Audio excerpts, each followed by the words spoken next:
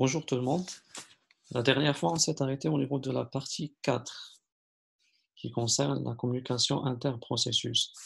Et plus particulièrement, on s'est arrêté au niveau des signaux. Bien sûr, nous avons parlé de la communication interprocessus. Nous avons vu les différents mécanismes de la communication interprocessus, à savoir la mémoire partagée. Nous avons aussi vu l'échange de messages. Et on s'est arrêté au niveau de la partie des signaux. Bien sûr, on s'est arrêté au niveau de cette partie de l'envoi des signaux. Comment un processus peut envoyer un signal à un autre processus? Bien sûr, la primitive système kill permet à un processus d'envoyer un signal à un autre processus dont le PID est passé en paramètre. Bien sûr, on a déjà parlé du PID lorsqu'on a parlé du contexte de processus. Nous avons dit que chaque processus est identifié par un numéro qu'on appelle le PID. L'ensemble des processus destinataires du signal sera fonction du PID, passé en argument, bien sûr, trois cas de figure pour le premier argument, le PID. Lorsque le PID est supérieur strictement à 0, normalement le signal sera envoyé au processus d'identité PID, donc on va l'envoyer à un seul processus. Lorsque le PID vaut 0, donc tous les processus appartenant au groupe du processeur émetteur, donc le signal sera envoyé à tous les processus qui appartiennent au même groupe que le processus émetteur. Le troisième et dernier cas de figure, c'est lorsque le PID est inférieur strictement à -1. Dans ce cas-là, tous les processus du groupe PID. Par défaut, un signal provoque la destruction du processus récepteur. Donc souvent, l'envoi des signaux, ou bien la réception des signaux, aura comme effet la destruction, ou bien la terminaison, ou bien la suspension du processus qui reçoit ces signaux-là. Ici, on donne quelques descriptions, ou bien la description de quelques signaux. Bien sûr, chaque signal possède un numéro, un nom et un comportement par défaut. Bien sûr, ici, nous avons quelques signaux avec leur numéro, leur nom et leur comportement par défaut. Alors, pour la prise en compte des signaux, à chaque type de signal est associé dans le système un handler par défaut. C'est le comportement par défaut. Donc, le handler par défaut, désigné symboliquement par SIG_default. Ce handler définit le comportement par défaut pour chaque type de signal, c'est-à-dire à chaque fois que le processus reçoit un signal, normalement, c'est le comportement par défaut qui sera exécuté, ou bien c'est le handler par défaut. Ce handler définit le comportement par défaut pour chaque type de signal. On peut distinguer bien sûr plusieurs cas, tels que la terminaison du processus, ou bien la terminaison du processus avec la sauvegarde de l'image en mémoire. On peut ignorer le signal, la suspension du processus, la reprise d'un processus stoppé, et ainsi de suite. Bien sûr, ici, on se pose la question, est-ce qu'on ne peut pas changer le comportement par défaut d'un signal? Donc, tout processus peut installer pour chaque type de signal, à l'exception de trois signaux, sig kill, sig stop et sig continue. Donc, pour chaque signal, à l'exception de ces trois signaux, on peut installer un nouveau handler, c'est-à-dire on va changer le comportement par défaut de ce signal. Un processus peut modifier ou bien masquer son comportement aux signaux reçus par l'appel de la fonction signal. Donc, c'est comme si on va détourner le signal reçu. Donc, au lieu d'exécuter le comportement par défaut ou bien le handler par défaut, on va installer un nouveau handler pour ce signal pour changer son comportement par défaut. Bien sûr, ceci, on peut le faire à l'aide de la fonction signal. On a le prototype de cette fonction ici. Normalement, cette fonction aura besoin du numéro du signal pour lequel on veut changer ou bien on veut installer un nouveau handler. Le deuxième argument de cette fonction, c'est un pointeur de fonction.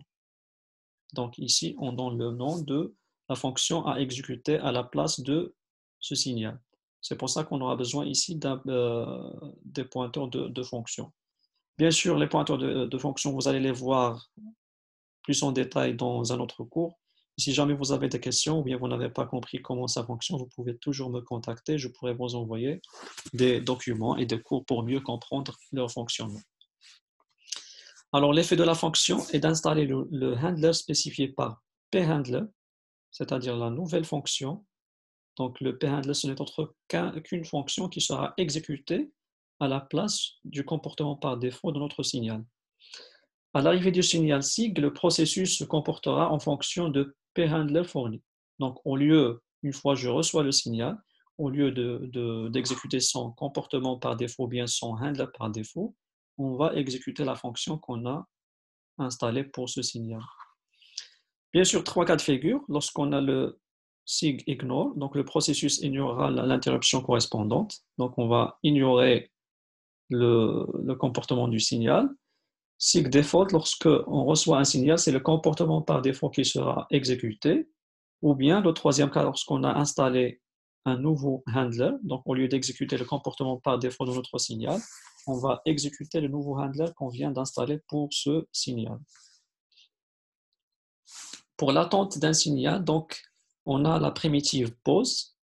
Donc, la primitive pause permet de se mettre en attente de l'arrivée des signaux. Donc, on va stopper, on va mettre le processus en pause jusqu'à l'arrivée d'un signal. La deuxième primitive qu'on va voir, c'est la primitive alarme. Donc, à l'aide de la fonction alarme, un processus demande au système de lui envoyer le signal SIG alarme dans environ un certain nombre de secondes qui est passé en argument.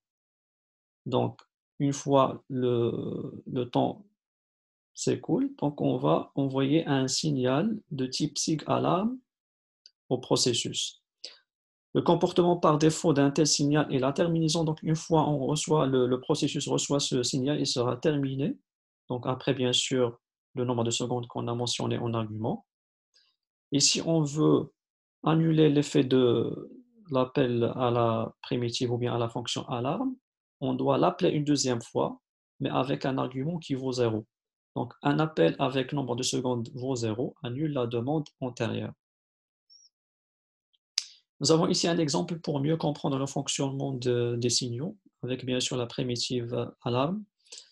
Donc, terminaison d'un processus si l'opérateur n'a pas répondu dans un délai de 30 secondes. On demande à l'utilisateur ou bien à l'opérateur de saisir une réponse, une valeur entière, au bout de 30 secondes. Si l'utilisateur dépasse les 30 secondes et il n'a pas saisi la réponse, on doit terminer le processus. Comment on peut le faire?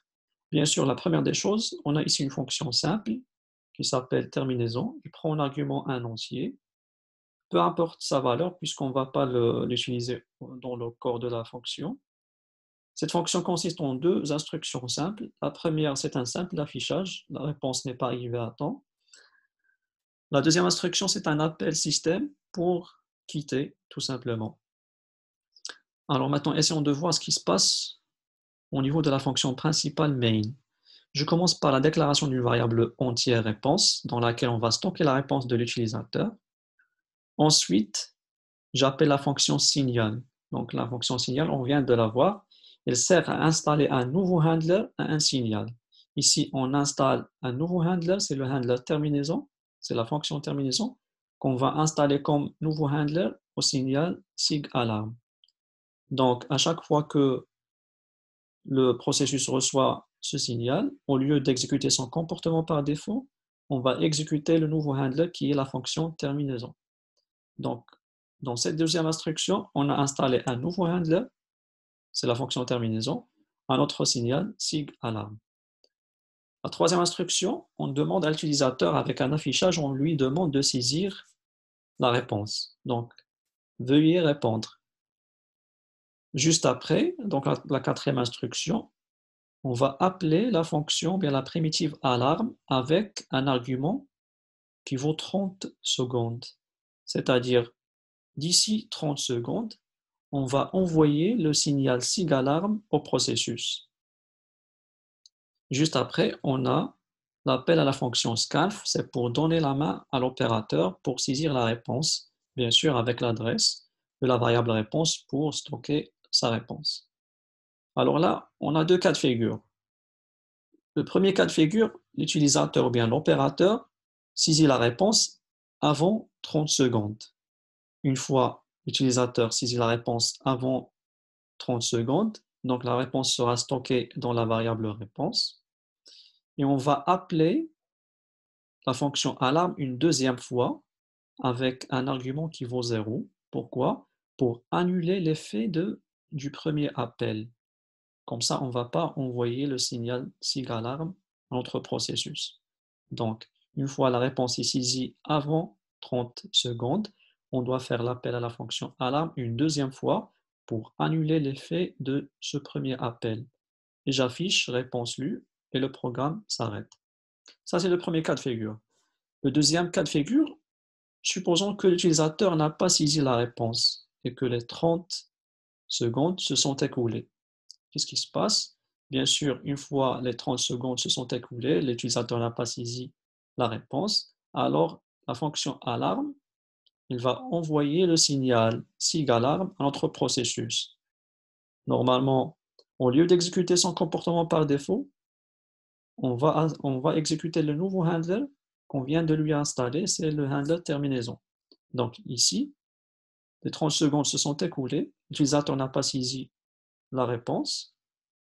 La fonction alarme, il va envoyer le signal SIG alarme. À ce signal, on a installé un nouveau handler. C'est ce handler qui va être exécuté et c'est le handler terminaison. Et donc, qu'est-ce qui va se passer? Tout simplement, on affiche le message la réponse n'est pas arrivée à temps et on va quitter. Ainsi, ces deux instructions ne seront pas exécutées. Maintenant, on va voir le quatrième et le dernier mécanisme de communication interprocessus, à savoir les tubes, bien ce que vous avez déjà utilisé, les pipes. Les tubes sont des mécanismes de communication appartenant au système de gestion de fichiers. Ils sont désignés localement dans des processus par des descripteurs de fichiers. Ils sont manipulés au travers des primitives read et write, comme les fichiers ordinaires, si vous avez déjà traité les fichiers avec le langage C ou un autre langage. Donc, quelques généralités sur les tubes. Les tubes sont des mécanismes de communication unidirectionnels. Donc là, on doit faire attention. Ce sont des mécanismes de communication unidirectionnels. Donc, la communication se fait dans un seul sens. Donc, si on a un seul tube, la communication doit se faire dans un seul sens et non pas dans les deux sens. À un tube correspond au plus deux entrées dans la table de fichiers. L'opération de lecture dans un tube est destructrice. Bien sûr, ici, on a tendance de dire que c'est l'opération d'écriture qui est destructrice, alors que pour les tubes, même l'opération de lecture est destructrice. Les tubes permettent la communication d'un flot continu de caractères. Bien sûr, la gestion des tubes est assurée en mode LIFO. Ici, on voit que on a l'entrée, donc on peut écrire, et au niveau de la sortie, on récupère le flot de caractères.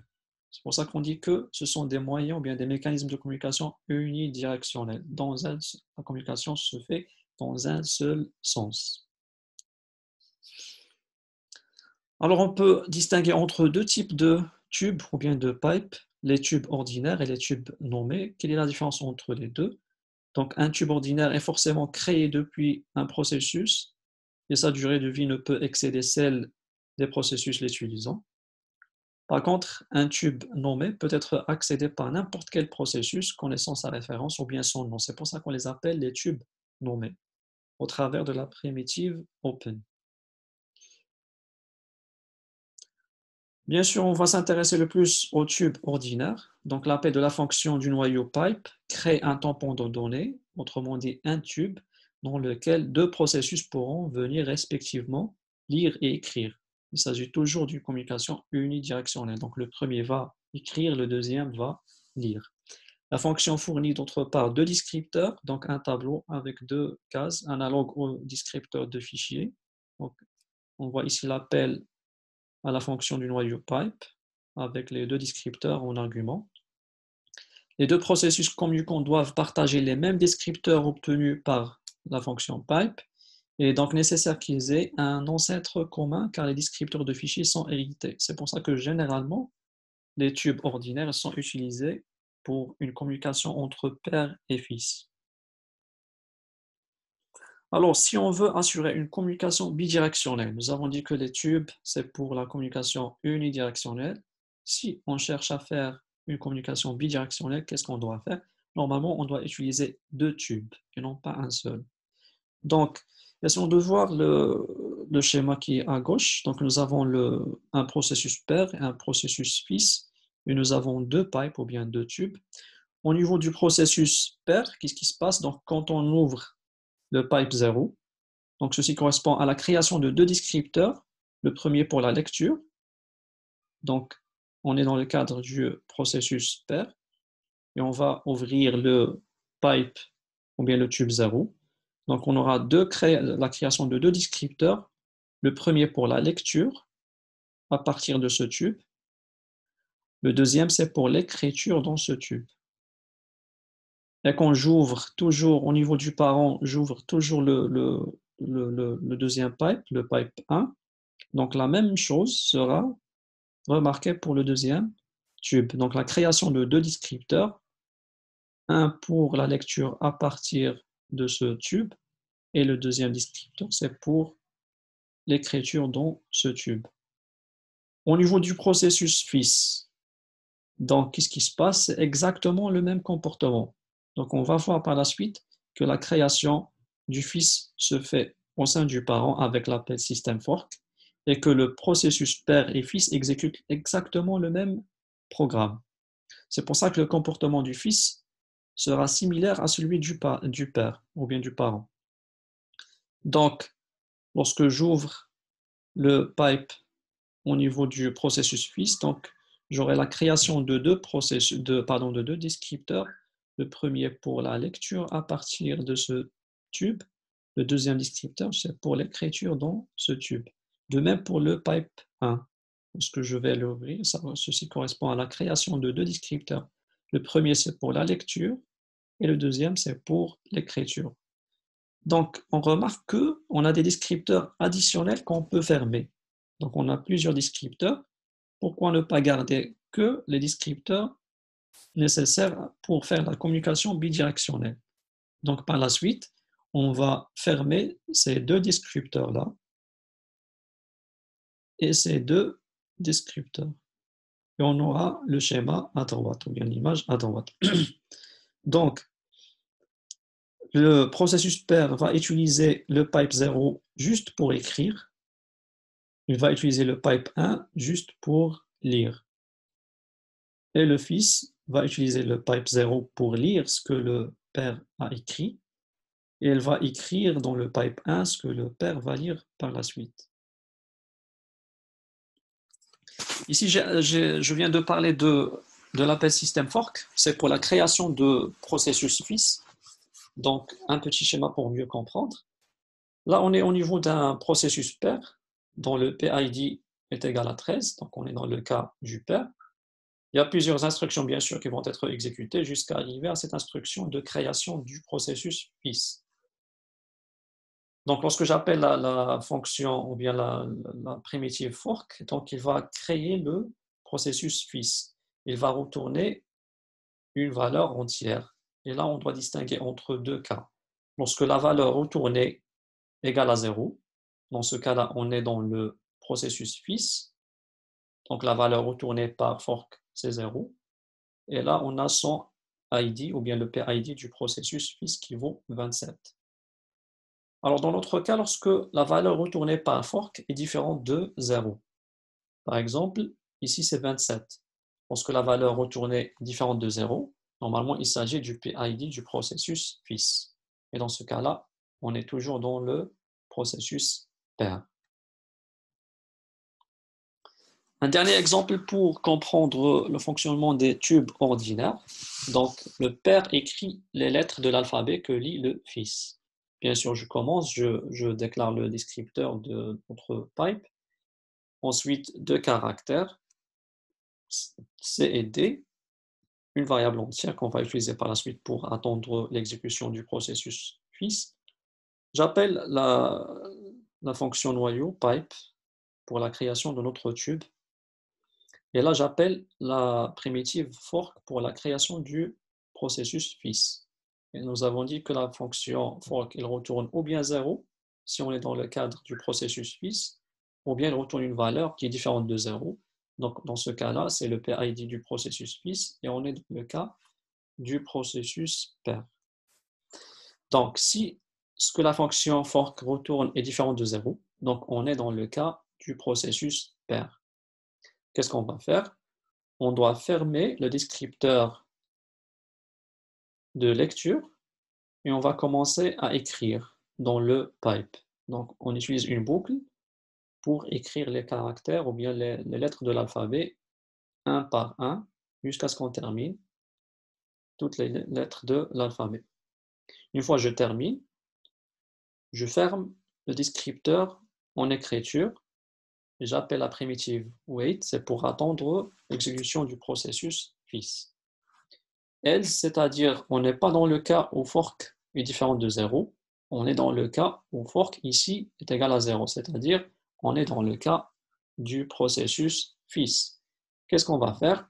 On va fermer le descripteur en écriture et on va essayer de lire ce que le père vient d'écrire dans le tube, bien sûr avec la primitive read.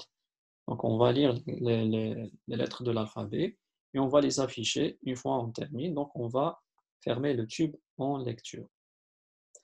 Donc c'était le reste de cette quatrième partie en ce qui concerne la communication interprocessus. Dans la partie prochaine, on va essayer de voir la synchronisation entre les processus.